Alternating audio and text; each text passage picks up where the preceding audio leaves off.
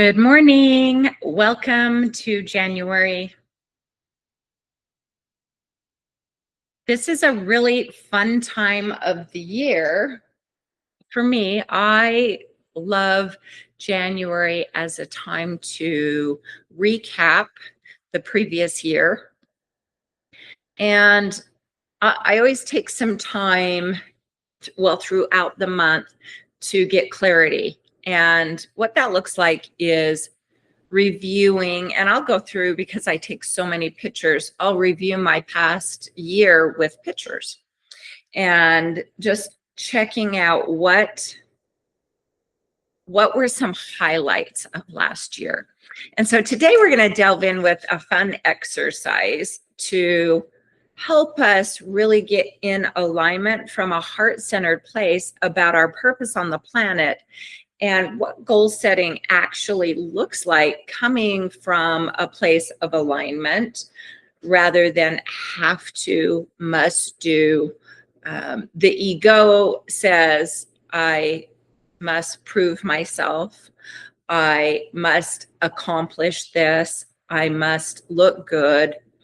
So the ego come from is really centered in a lot of I must do this, I have to do this, I need to do this. And paying attention to that, those thoughts is the first level of healing that egoic pattern. And remember, in our teachings in the Way of Mastery, I need do nothing to prove my worthiness. I am already that love that I'm seeking. I am already the divine, that I'm looking for answers out here. The answers, as I learn how to go in here, are available to me. And as I practice what alignment looks like, then those answers come more freely. So if you're in a place where you can grab a pen and paper, or better yet, your journal, it will help us to get clear on what you want to create this year for you. And of course, this applies to any year you want to do. But as we come into a new year in January, I will go through and recap every month from the last year just by looking at photos and saying, when I look at this photo, what emotions does it bring up for me? That's an important question because it's through our emotions that is creating the vibrational field in which we are operating from. So if you go through a photo and you see something that, for example, something that brought you joy or a joyful moment, then sit with that photo for a second and relive the joy, relive the experience with the feeling from that experience. And this exercise helps raise your vibration, and mostly it helps raise the awareness to your likes and your dislikes.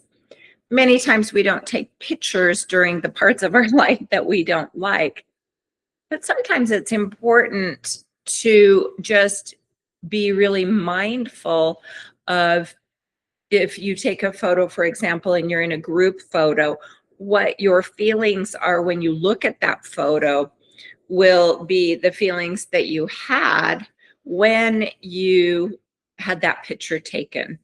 And I told the story before, I had a really, when I first blended families and remarried, that first year was really, really tough.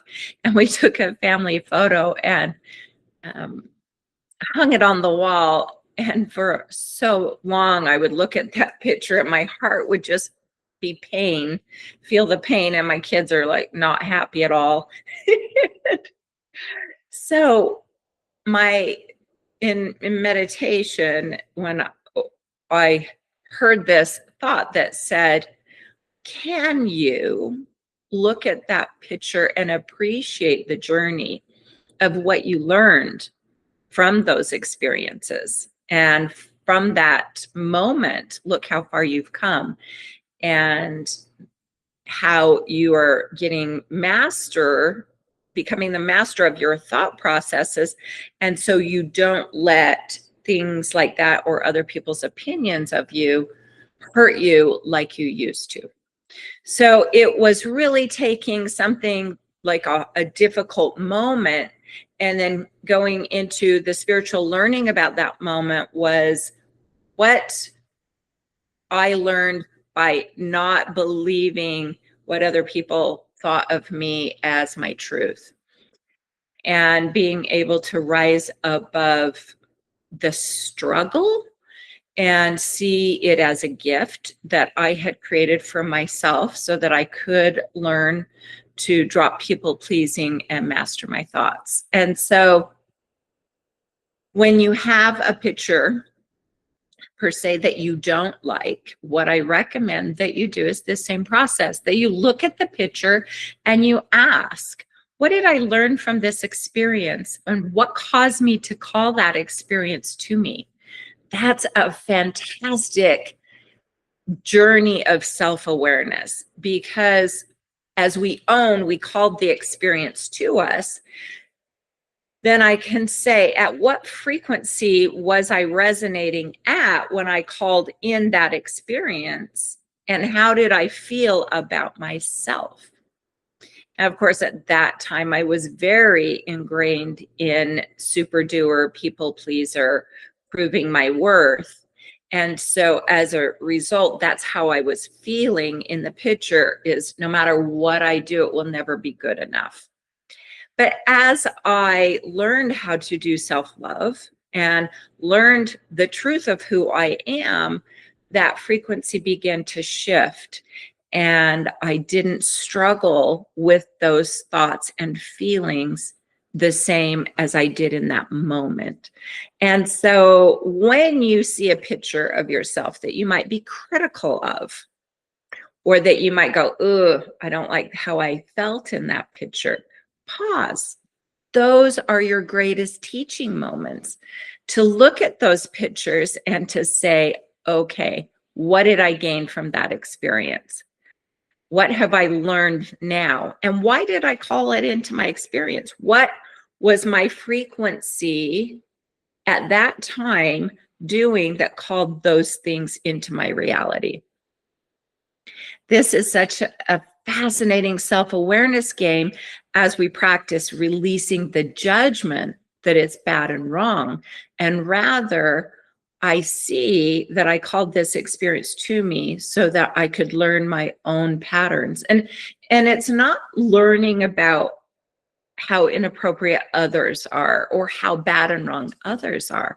It's always about the self and your own interpretations about that. So be really mindful of the judgments that you put on yourself. And instead of saying, ugh, why did I create that? You get to say, oh, this is my creation and it is good. Remember that it's all our creation, and it always is. And when we can take full responsibility for it being our creation, then we will stop blaming others.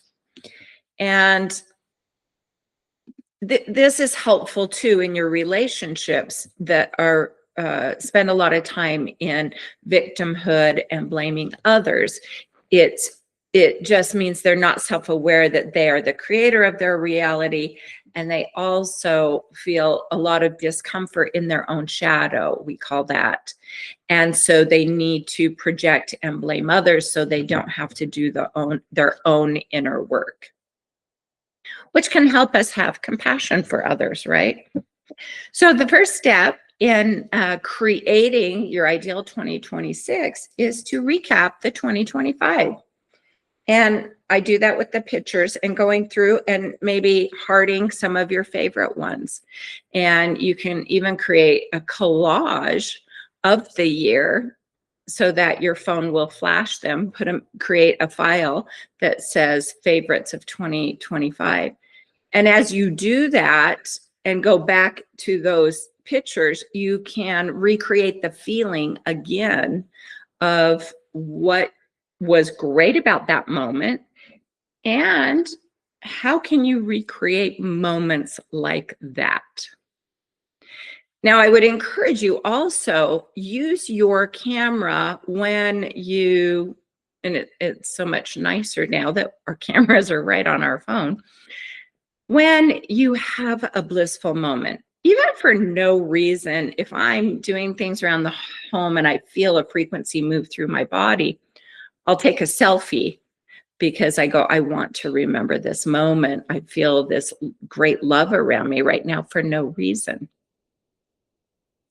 But if you are out on a walk, for example, and I've done this where I have lots of pictures of heart rocks, rocks that are in the shape of a heart, and the recognizing that there's love everywhere, and as we practice our gratitude every morning, we're able to see that love everywhere.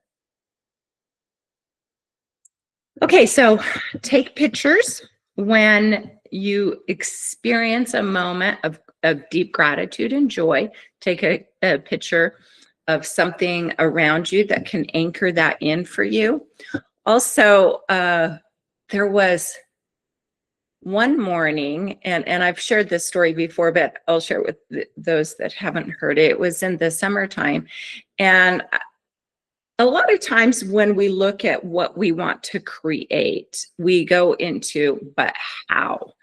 How am I going to do that? And the how is going to block you from creating your manifestations in the way that you want.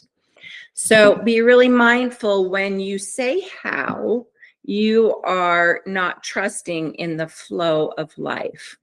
How am I ever going to get that job done? It's overwhelming to me.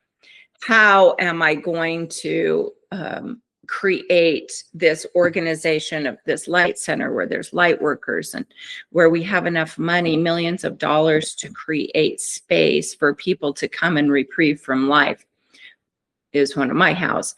And the moment that we do that, we put a block or a ceiling on those manifestations. How can I get through this hard relationship?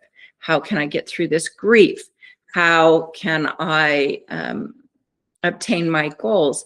But instead, you go, I trust in higher power. I trust in the forces that are around me, and I trust that I can get in alignment with believability with that outcome. And that requires our sitting still every morning, or even during the day while you're cleaning house and doing your dishes, cooking meals. Get in the feeling of the end result, of course, that you want. Neville Goddard, a teacher from way back when, talks about this.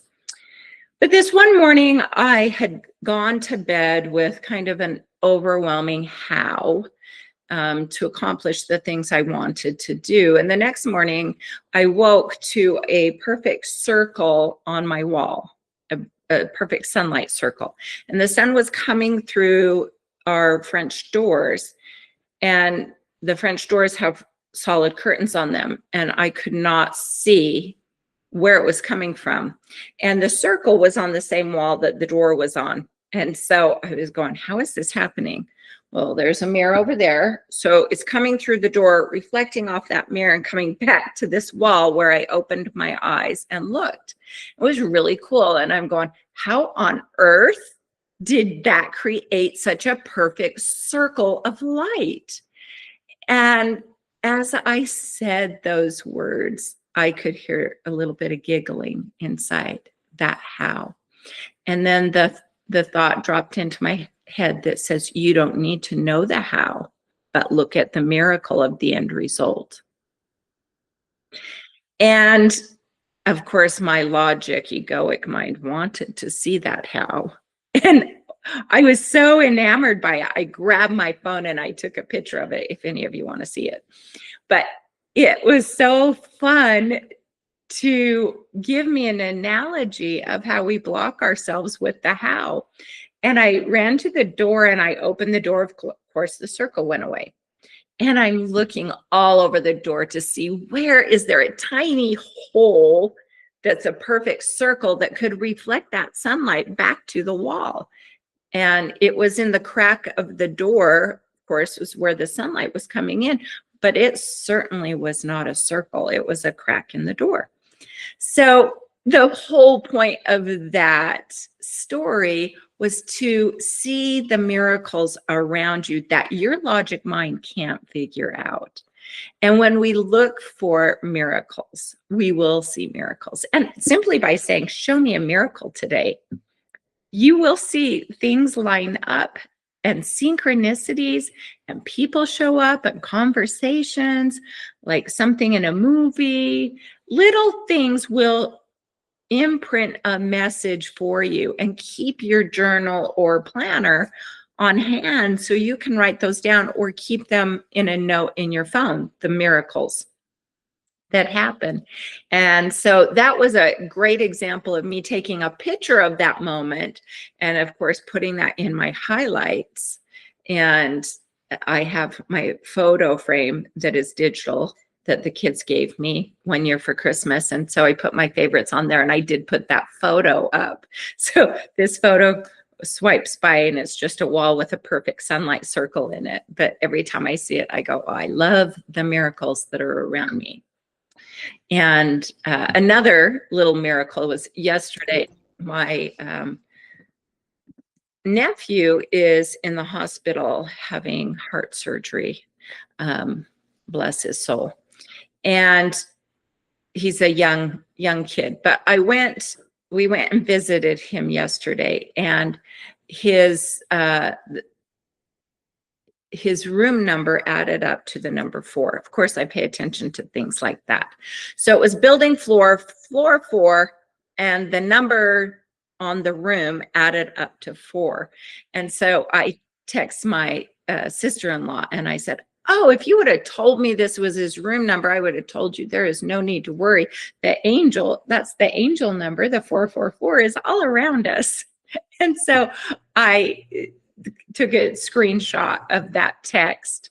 When they had texted me the room number, I always am doing the numerology in my head, and it was fun to see the 444 numbers. So these little just synchronicities that I look for in life, and I'll take a picture of, because those are beautiful wins to help you now create your new year. What do you want to create? Okay, so let's jump into that for a moment as we align to our soul's higher purpose. Do not set goals that create icky feelings inside. And what I mean by that is, I need to lose 50 pounds. And when you do that from a place of struggle and strife and feeling, then you're actually being counterintuitive to your soul's purpose. Do what brings you joy. Now, there's a lot of people that will argue this with me, that that's a very selfish thing. If you are always focusing on what brings you joy, then that will make you selfish. And I will tell you, there is a healthy selfishness that we all need to create, because when we selfishly take care of ourselves, then our world will then reflect that back to us and take care of us. So many times I will get people in for a session that aren't liking their life. They're not liking the relationship. They're not liking their career. They're not liking many aspects of their health. And so we'll go into that don't want list. And, going through your pictures, you'll also see that. But we get to see, instead of cursing it or hating that job, again, take anything that's difficult or feels like a struggle in your life and notice the frequency of where you're at that attracted this experience to you. We are not victims. And so as we practice raising our awareness to what is my energy field doing that's attracting a career I don't like, And then what I do in a situation like that, to do the shadow work, and again, taking off the judgment that I'm good or bad or right or wrong, I'll say, what part of me feels like I need to prove my worth? If I have my boss showing up telling me, you've got to do this and this and this and this, and oh, you didn't do this right, or my partner or family members, then I want to look within myself and ask myself, where do I still need to prove my value and my worth to myself? So take a deep breath. That's a great question to ask on your journal prompts. Where do I still need to prove my value and my worth to me? Abraham mentions, let's look at also, why and where do you argue for your limitations? So we defend that we are good enough, but then we also defend our limitations. And we do that like, well, I can't because I'm stuck in this job, for example. That's arguing for your limitations. And I'm stuck in this job because there's nowhere else for me to go. And there's nowhere else for me to go because I didn't get a college degree. And I didn't get a college degree because I don't have the funds. And I didn't have the funds back then, and I still don't have the funds to get that college degree. That's arguing for your limitations. So in those moments, recognize when those kinds of statements come out of your mouth. Well, and it's really giving reasons or excuses for your limitations. You argue for them. And when you are aware you're doing that, you can hit your reset button and go, wait a minute. Again, this is just a frequency match. And for me, the frequency match, and please be gentle with yourself. In my DNA, I come from pioneer stock and depression, where they had to work for everything so hard. And so this human condition that I came into, with both parents coming from backgrounds of needing to prove their worth through struggle, has been really embedded in the cells of my DNA. And I get to keep looking at that anytime I feel that life is a struggle. And as I got this concept, I really reworked my whole identity into blissful living, because that is what happened as a result of me changing my frequency. Instead of being the victim of these DNA programmings, I'm able to observe them as a human experience. And I am a spiritual being having this human experience so I could learn from it. And a lot of times we curse ourselves for calling people into our lives that have been really hard relationships and hard for us to handle. But when we understand that they are reflections of how we feel about ourselves, and we have compassion for that, and we have compassion for them and their journey of struggle, then we can see how we attracted these people in our existence, how we've attracted the careers into our experience, and our health or misaligned health. So whenever a new year comes, I like to break it down into the different areas of my life of health and relationships and career, or money, or purpose, and see how all of our purpose is to have joy. Okay, so take a deep breath. Men are that they might have joy. We are here to learn how to have joy, or be the joy, rather, be the joy that we are, not by our doings, not by our proving ourselves, not by our proving our worth, but rather being the joy, the love that we are. And all of this mess, the glorious mess that is around us now, we have called to our existence. Take a deep breath with that. We've called all of it to our existence for our own learning of, number one, how powerful we are. As children of the divine offspring, we are creators and we can't help it. So all of the opposition that we are experiencing in our world are just learning tools to help us get clear on what we want. And so to start with that don't want list. Make a list of everything you're experiencing now that you don't want to experience again. And then use your do want list to help you get clear on, this is what a beautiful life looks like for me. Use your pictures to help you say, oh, I really enjoyed traveling to this place, for example. I enjoyed being around these people. I don't enjoy being around these other people who tend to complain a lot and criticize and gossip. Just note to self, I don't feel comfortable around that kind of energy anymore. And it's not condemning those people for gossiping or criticizing, but rather saying, I'm just in a different place and I choose not to participate with that kind of energy. All right, so now we're creating from a place of what brings me joy rather than I have to, I need to, I must. And then break it down into the areas and choose an area that you want to sit with in your meditation. So let's say it's your career. And let's say I don't want to continue this job that I'm in, but I do like the security that it offers.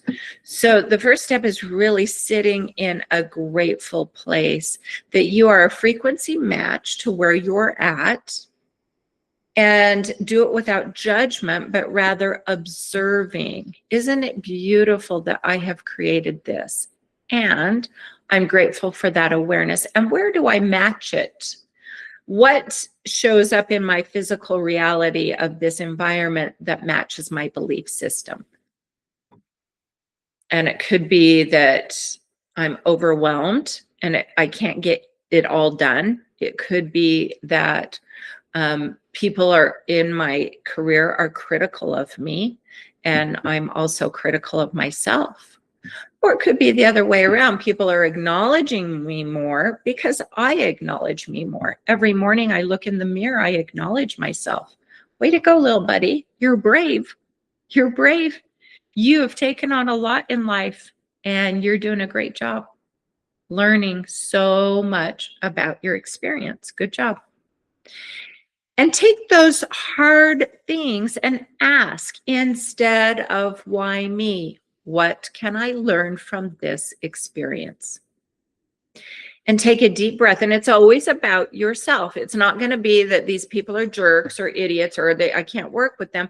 What I'm learning about myself is I called this to me so that I could learn self-love and that I could rise above berating myself and participating in gossip. It's no longer a match with me. And what we said yesterday's call was, I choose to close and seal this portal of possibility that it's no longer in my realm of creation.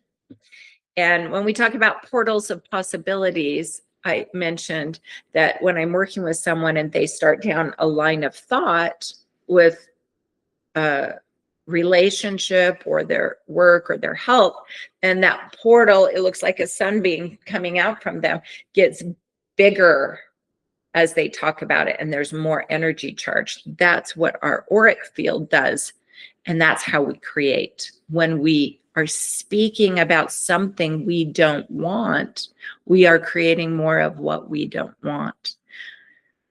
And be very mindful when you're participating in social media where people are constantly doing this, unfollow them. You don't want to participate in fighting for something. Instead, you want to love for something. I am an advocate of self-love. I'm not going to point the finger at people that are berating and hating each other. I'm rather a proponent of self-love. And Mother Teresa was a prime example of this when they asked her to do an anti-war march, and she would not participate. But she said, when you want to march for pro-peace, I'll be there. So no longer lend your strength to that which you wish to be free from. It's a great song from Jewel. And I play it in my trainings. And it's a great statement to remember. I no longer lend strength to that which I wish to be free from. Instead, I focus on my heart's desires, the things that bring me joy, which everyone on this call, I know what brings us joy is being able to help others, but without losing ourselves, without self-sacrificing, without needing to put ourselves below others, but rather hold the space, just like Jesus did in his healings. They were already healed. He did not see the deformity. Hold the space of wholeness for yourself and others. Hold the space of the end result that you want to create, and use pictures to help you do that. So create it with a place of alignment of love and joy. Does this thing that I'm spending time and energy bring me happiness? If not, drop it. It doesn't serve you, and the energy around that doesn't serve you. And if you need extra help with this, I'm happy to do that. I've got a protocol in the Blissful Living Journal that has you break down your ideal life into those quadrants of health. If you had the healthiest relationship with yourself, what would that look like? And write it out in the present tense. Most of you have that Blissful Living Journal. Write out, I am experiencing a healthy relationship. We collaborate about everything. We share appreciation and gratitude for each other. We honor each other's differences. I feel supported in my purposes and my passion about sharing blissful living. I am supporting my partner in his dreams and visions of what brings happiness to him. And also to my children, I hold this space of their well-being, and I sit down and listen.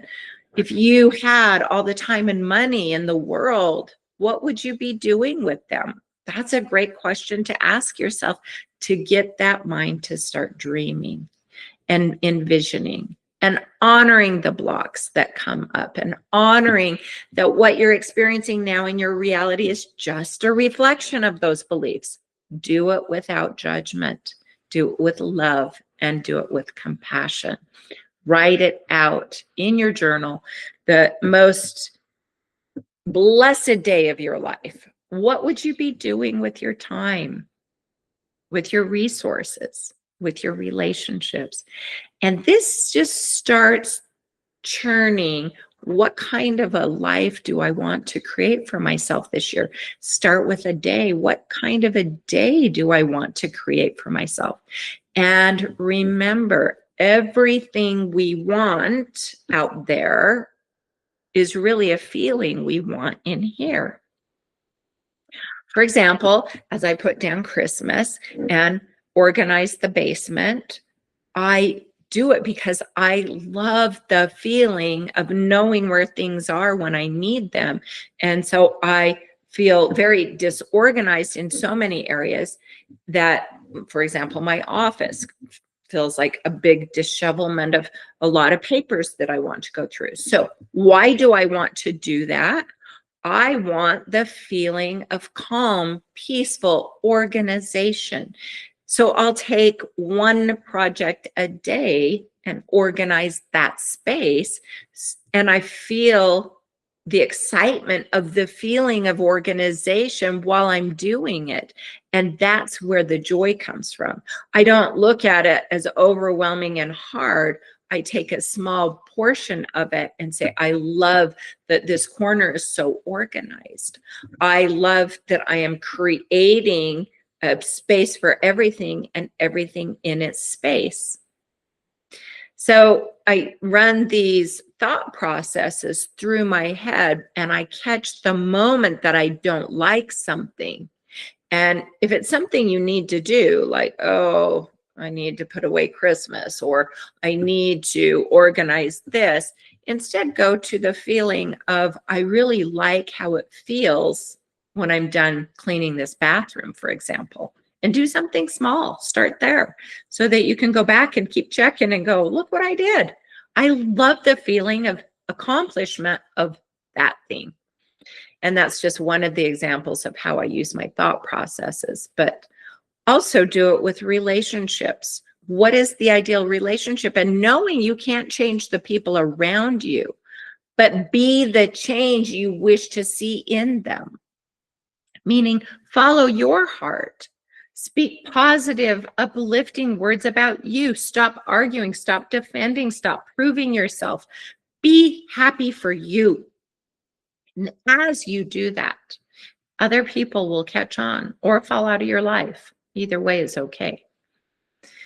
So that's how I do relationships. Become selfish with your love, with yourself, with your time.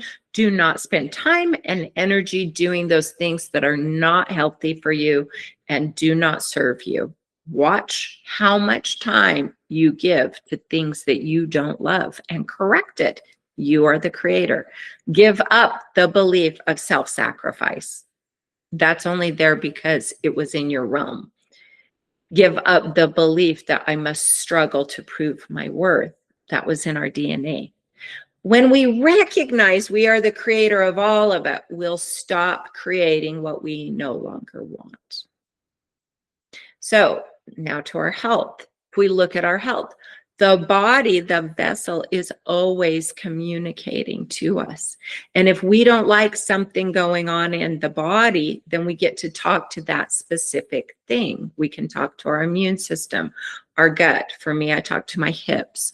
I talk to back pain or legs, and about the fear of moving forward in life and what does that look like, and sitting with, I'm safe, I'm safe. The body's always looking to feel safe.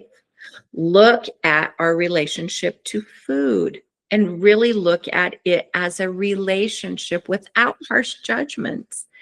Can I love and embrace food and stop hating it or resisting it, but say, I acknowledge that the sugar does bring in inflammation and it's a trade-off for me. And I recognize that I will sometimes eat too much sugar that creates too much inflammation, that then I feel pain in the pain body. So it's recognizing that I choose that, or during certain times, and I'll say, okay, how can I not deprive myself, but also feel like I have a balance? And that's really where it comes from, is giving yourself that you don't completely have to remove everything. Well, sometimes we do, but notice that we are still agents and we can find things that work for us and foods that taste good. And we can really look at the relationship we have with food. That one's been coming up for me lately because many times I will eat unconsciously. So I'll sit and I'll really look at the vibration of the food and where it came from, or the animals that have given their life for us, and give deep, deep appreciation, gratitude for how this food has come to us, and changed the frequency of that food to a higher vibration. So as we get more mindful of the relationship we have with everything and everyone that we have called into our experience as our own frequency match, then we get to work here and here. And we do that every morning through our gratitude practice. Be grateful for what is, and what is will shift. Stop cursing where you're at right now in your life and instead ask and journal. What am I learning from this experience, and how does it reflect me? And how does it reflect my belief system? And if I had all the time and money in the world, how would I be using them? If my health were perfect, how would I be expressing myself? How would I be experiencing my life with all these resources? And write it down. Write it down in a perfect day in your world. And every morning, as you do your gratitude, past, present, and future, read. That is your future gratitude. That is your creation. Okay, that brings us to the top of the hour and completes our call. Remember, the journey is as rich as we choose it to be.